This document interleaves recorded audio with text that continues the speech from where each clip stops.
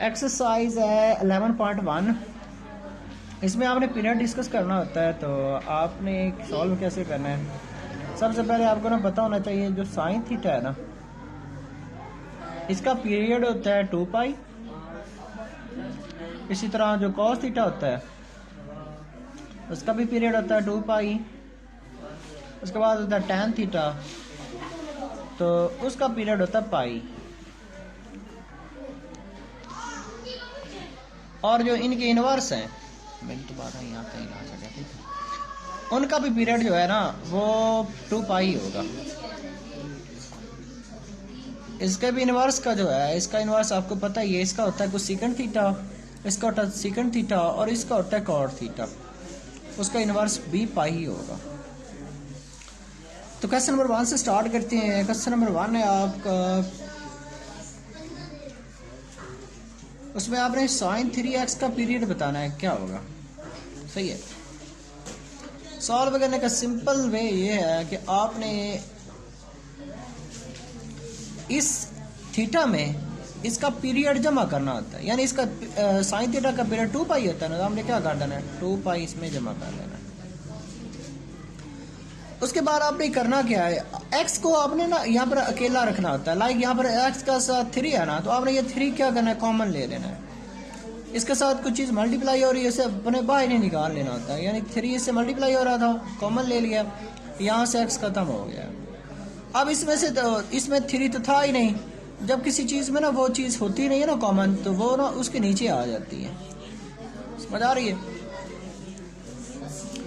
तो वो इसके नीचे आ रही है, तो इसका अब सोल्यूशन बन जाएगा, ये जो साइन x है ना, इस सॉरी यहाँ पर आपने लिख देना सो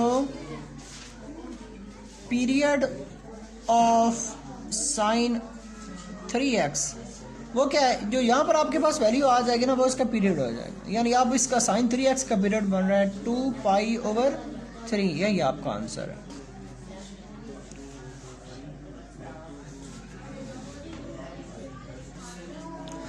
उसके बाद क्वेश्चन नंबर 2 का आपने पीरियड फाइंड करना है cos 2x का। तो इसका भी आपने यही मेथड लगा देना है। जो इसका ये एंगल होगा ना, इसमें आपने इसका पीरियड प्लस कर देना था। यानी cos x का जो, यानी cos थीटा का पीरियड होता है 2 पाई। अब पिछले क्वेश्चन की तरह आपने इस x को आपने खाली करना, अकेला ही रखना है। तो जो इसके साथ मल्टीप्लाई चीज़ हो रही होती है ना, आपने इसे कॉमन ले लेना है। यानी यहाँ से 2 कॉमन आ जाएगा। यहाँ पर देखें, यहाँ पर x अकेला बच जाएगा, इसमें भी चूँकि 2 था तो ये भी कॉमन चला जाएगा। यहाँ पर आपके पास बच जाएगा अकेला पाई।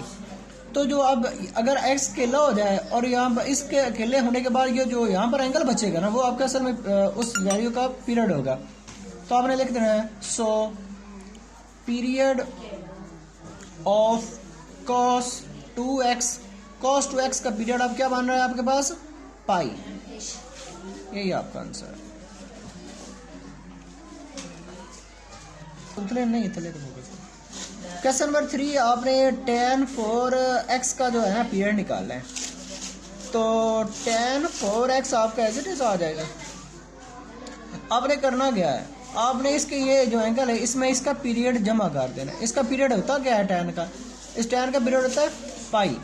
अब आपने पाई इसमें ऐड कर दिया है। नेक्स्ट टाइम में आपने करना क्या होता है, ये x जो है ना, इसे आपने खाली करना होता है, यानी इसे अकेला ही रखना है। तो जो इसकी चीज़ मल्टीप्लाई हो रही है आपने इसे कॉमन ले लेना है। यहाँ से x का तो अकेला रह जाएगा। अब इसमें तो 4 था ही नहीं, तो ये 4 जो है वो उस पाई के नीचे चले जाएगा।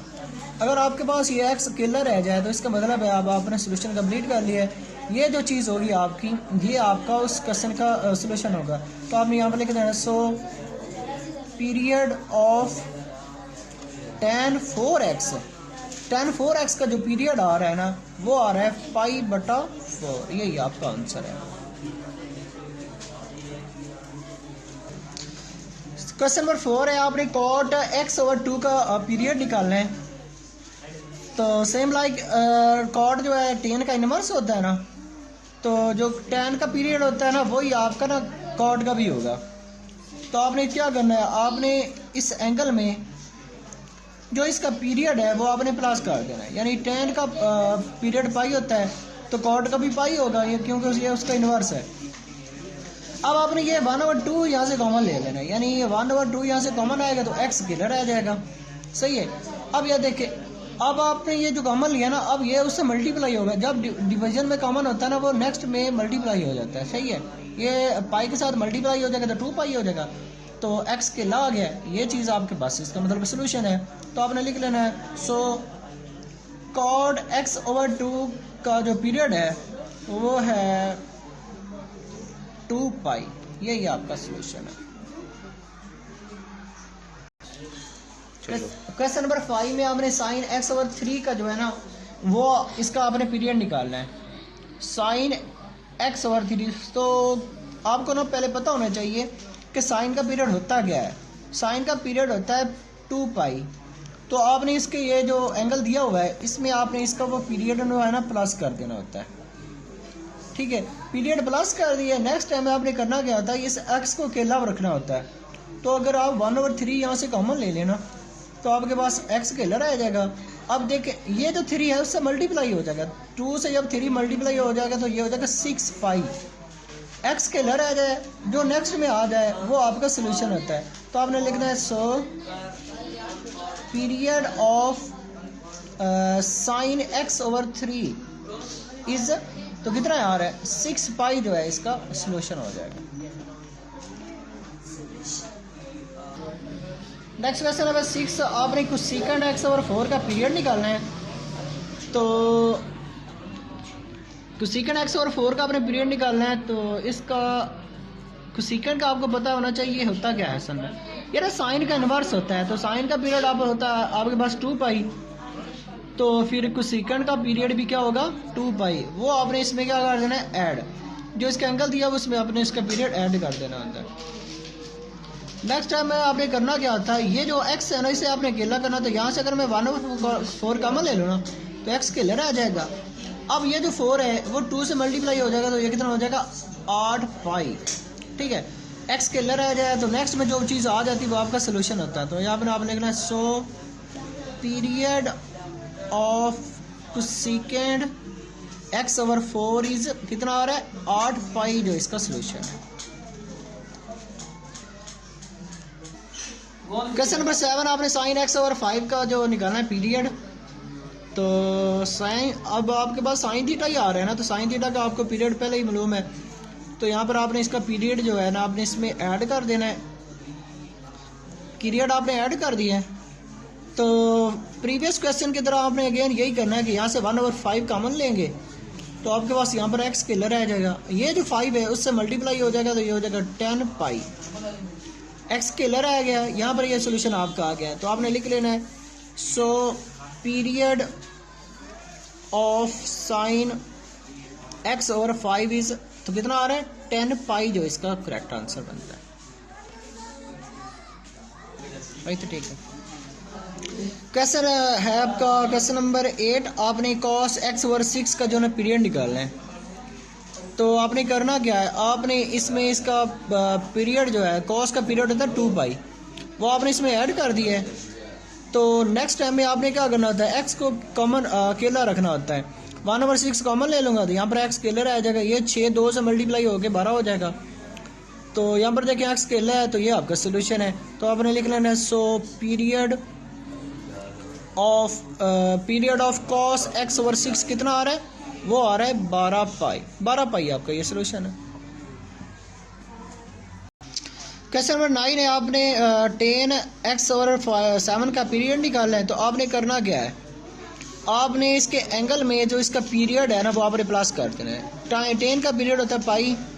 तो नेक्स्ट टाइम में आपने क्या करना होता है, ये जो x अकेला रखना, तो ये अगर 1/7 कॉमन ले लूँ यहाँ पर x अकेला रह जाएगा। ये 7 जो है पाई से मल्टीप्लाई होगा तो 7 पाई हो जाएगा। तो इसका मतलब है so the period of tan x/7 जो है वो क्या आ रहा है आपके पास 7 पाई। 7 पाई जो है इसका आपका सोल्यूशन हो जाएगा। नेक्स्ट क्वेश्चन है, आपने cot x की निकालनी है, पीरियड निकालना है। तो cot tan का इन्वर्स होता है, तो tan का पीरियड होता है 2 पाई। तो इसी तरह जो cot है उसका पीरियड भी होगा पाई। आपने इसका पीरियड इसमें प्लस कर देना है। उसके बाद आपने ये एक्स को अकेला करना होता है, तो आप ना यहाँ से जो इसके साथ मल्टीप्लाई हो रहा है, यहाँ पर 8 मल्टीप्लाई और आपने इसे कॉमन ले लेना है। अब यहाँ पर देखें ये जो 8 है ये इसमें तो था ही नहीं, तो ये उसके ना नीचे चला जाएगा, यानी इसका पीरियड आ जाएगा। So period